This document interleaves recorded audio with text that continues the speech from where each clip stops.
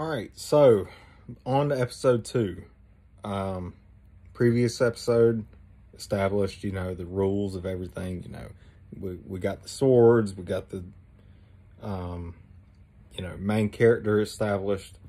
One of the things I didn't touch on in that is, the whole other part of the title, sword art. They have these things where you can perform, like, let's say you take a typical sword stance. Well, there's an algorithm within the game that'll just make you do a technique. And the technique could be, I don't know, a single strike, a multi-strike. They both have their advantages and disadvantages. If you do a single strike, it's usually quick. You get a hit in. If it's a multi-strike, I don't know, it takes a while. You could get hit by, like, you're attacking something else could come in and hit you. And you really can't do anything while that's going on. They don't establish that then or in this episode, but I'm letting you know ahead of time. That's how that works, the sword art part. But in this episode, it's mainly establishing the next main character, which you wouldn't think that she is, but she is. So it's been 2 months. They've been in this world and they've got to make their own food. They got to do all this. They got to do all that. And, Kirito's coming by and he finds this hooded person that's just like sitting, eating some bread. And he's like, you could use this. I might be getting the continuity a bit mixed up, but it's all within the same episode. So, and he's like prepared some sort of cream or butter or something, and she's sitting there eating stale bread, and he's like, here, if you put this on it, it'll be better. And she just chomps it down. And next day there's like a meeting in town talking about, we finally found where the first boss is, so we can go up to the next level. There's 100 levels they have to beat. They're still on level 1. And they're like, we finally figured out where and how to beat the first boss. All right, so they hold a meeting of the people that are planning to go.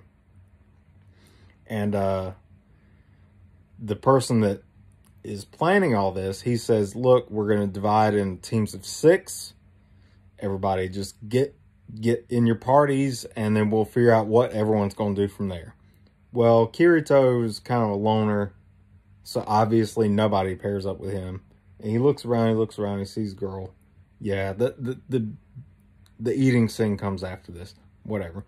So he sees the girl in the hood, and he just scooches over to her, and he's like, look, we're like the only 2 people left. You want to party with me? And she's like, all right. She's not too into it. Then a guy comes out and he jumps down in the middle of it.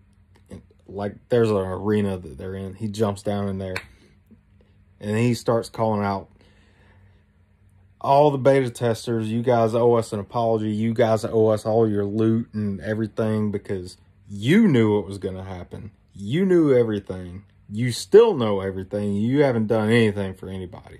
So you owe everybody an apology to the, at this point, 2,000 people that have died. Out of the 10,000 people that were let into the game, 2,000 people are dead.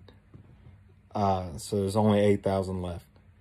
And he's freaking out. He's just, making a ruckus. And Kirito, being one of the beta testers, he's feeling guilty. And he's like, he's about to like stand up and apologize. But then another person, his name is Agil, A-G-I-L, however you want to pronounce that. And he's like, look, at every item shop, there's this booklet that was given to you for free, right? Yeah.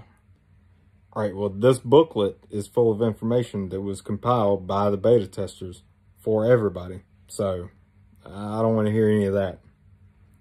And then that puts Kirito at a little bit at ease, but and it puts that guy in his place. He sits down and they finish up their little battle tactics, like this team is going to do this and y'all are going to do that. And so the next day they all set out and they get to the boss, and the main guy that organized everything is like, all right, everybody stick to the plan. Just make sure you stick to the plan. And turns out that Kirito finds out that the girl, who we find out her name is Asuna, has never partied before, which Kirito is a solo player, but he partied before in the beta. So, I mean, he at least knows the concept of it, but she didn't know any of it.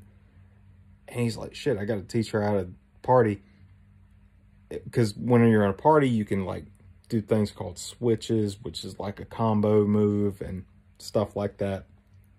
And he teaches that real quick, and he finds out she's extremely talented as a fighter, a solo fighter, as a team player. And he's like, all right, well, you know, whatever.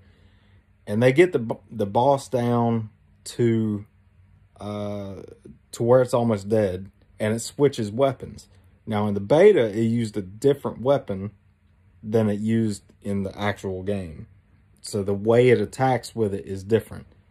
So the guy that organized everything, turns out he was a beta tester. And he knew what was going to happen. And he also knew the rules for whenever you defeat a boss. When you defeat a boss, if you get the killing blow, you get the special item that that boss has, which is usually, like, really good. And it's one of a kind. Because there's 100 bosses, they all drop one special thing. So there's only one person that can have it. So yeah, it's a very sought after thing. And he was trying to subvert all that by being like, everyone stick to the plan, we're all going to circle it whenever it's about to die. But then whenever the time came, he was like, everyone stand back, I got this. And then he got killed because he didn't expect it to be using a different weapon and attacking in a different way. So Kirito tries to save him with a potion. He's like, no, don't. You know what I was doing. I don't deserve to be saved. So Kirito and Asuna go in. They go as a team. He's like, look, let's kill this thing. And he's blocking and she's attacking and he's attacking. And he ends up doing the final blow. And he gets the item. And then that douchebag from before is like, he's a beta tester. And then they all start chanting that he's a cheater. Sorry. That he's a cheater and everything. And he just gets tired of it. And he's like, you know what? I'm better than a cheater. I'm a beater. I beat the shit that y'all are talking about. And if you want to do something about it, then come at me. And then he puts on the item, which is like a black robe. Which I don't know the stats for it, but obviously they're good because he wears it throughout the entire rest of the game. I mean, floor 1 boss, you wear until the end of the game. That's got to be good. But then again, it just could be a statement like, you know what, you come at me. You come at me, I don't care. And then he opens the door to level 2. He disbands his party with Asuna, and he's like, look, you're a really good person. You're a really good fighter. Find yourself a group, a guild, that'll take care of you. Because you can go places with your abilities. And he just goes off and becomes his own solo player. Which, after I rewatch some of these other episodes, it'll be very clear what I mean when I say that. So yeah, that's pretty much the end of episode 2. All right.